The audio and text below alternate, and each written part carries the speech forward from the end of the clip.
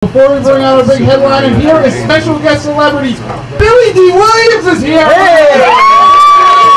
I can't believe it! Don't see him forever! Billy Dee!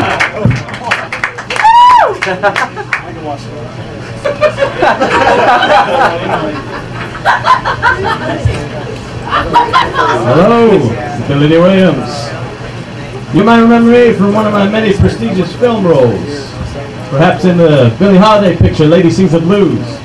Maybe the made-for-TV movie Brian's Song, or as Lando Calrissian from the original Star Wars. But perhaps my most significant contribution to pop culture has been as a spokesperson for Colt 45 malt liquor. You know, a lot has happened since I started coming on TV 20 years ago to tell you good people about Colt 45. A lot has changed in America, and the good people at the National Brewing Company couldn't think of a more appropriate time in American history to bring back Colt 45 malt liquor.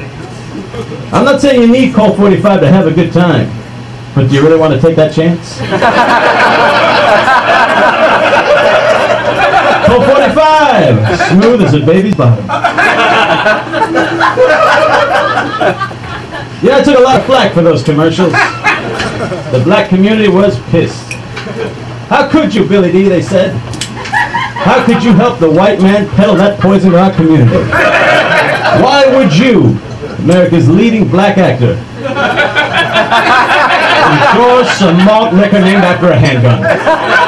Well, I said, hey, hold on 1 minute there. It ain't about race, baby. Because Colt 45 is colorblind. And you will be too if you drink enough Colt 45. Because I don't care if you're black, white, Chinese, or really Chinese. You want to have a good time. Colt 45.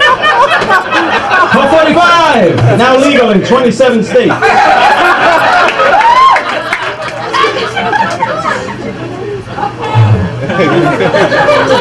You see, I'm not just a spokesperson for Colt 45. No way, baby. I'm also a user and an abuser.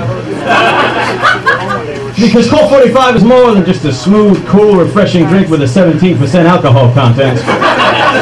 It's also a way of life. Colt 45 doesn't sit around and wait for an invitation to the party. No, no, no. Colt 45 makes the party happen. And I took that same philosophy and I applied it to my everyday life. That's why in 1995, when my career hit a lull, I didn't just wait around for people to call me and give me movie roles. No. I drank some Colt 45, picked up a telephone, and called Joel Schumacher, Hollywood movie producer. I said, hey, Joel, it's me, Billy Dee Williams. Billy Dee Williams. Yes, Lady Sing the Blues, Brian's Song. Yes, the spokesperson for the Colt 45. Yes, that's me. I said, listen, Joel, I hear that you make another Batman picture, and you're looking to cast the role of Two-Face. You might not know this, but in the first Batman movie, I actually played Harvey Dent, the character that later goes on to become Two-Face. And figured since I played it once already, why not? What's that? You've already cast the part. Well, good for you. Who'd you go with? Denzel? Sidney Poitier? Tommy Lee Jones? I see. I see what this is. Racism, pure and simple, Joel Schumacher. No Negroes in the Batman movies. Is that how it works? God forbid you put a black man in a Batman movie for more than 5 minutes at a time. You make me sick, Joel Schumacher.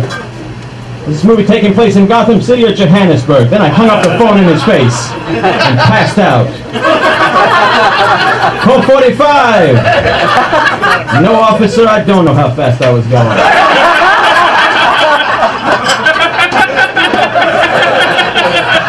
You know, I would have given up right then and there if it wasn't for Colt 45.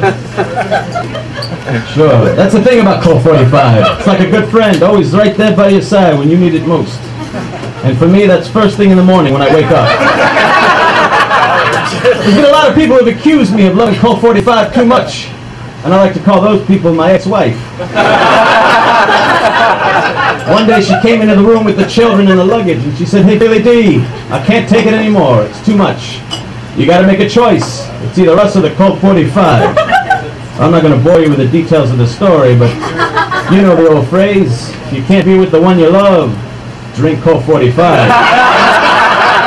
Colt 45! What the hell are you looking at? You see, Colt 45 is there to give you that extra bit of motivation that you need when times get tough. So in 1999, when I heard that George Lucas was making another Star Wars movie, I did the most logical thing I could think of. I drank 3 bottles of Colt 45, got into my El Camino and drove 275 miles down to the Skywalker Ranch. After about a half an hour of haggling, I finally convinced the security guard to put Mr. Lucas on the phone. I said, "Hey, Georgie boy, it's me, Billy Dee Williams. Yes, Lady Sings the Blues, Brian song. I was actually in the original Star Wars. Yes, Colt 45, that's me." I said, "Hey, Georgie, I hear that you make another Star Wars picture, and I was wondering if maybe you had a part in there for old Billy Dee." "What's that?" "It's a prequel." "Well, great. I always felt that the fans really wanted more backstory about Lando Calrissian. Find out what makes him tick and why he was so willing to turn over Han Solo for that reward money." "What's that?" "He's not in the film at all. His character's inconsequential." "I see what this is. Racism, pure and simple. No Negroes in the Star Wars movie, huh, George Lucas? God forbid you put a black man in a Star Wars movie where he's not trading white people in for 30 pieces of silver like some kind of African Judas. You make me sick, George Lucas." At which point he said something about Samuel L. Jackson and hung up the phone. Then I was escorted off the property by 2 security guards dressed up as stormtroopers. But I'm not bitter, though.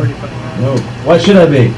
Got my health, I've got my mustache, and most importantly, I've got a tall glass of Colt 45. Colt 45! It's better than sending your kids to college. That cannot possibly be the slogan for this commercial. It is? Boy, I sure do wish I'd saved my Star Wars money.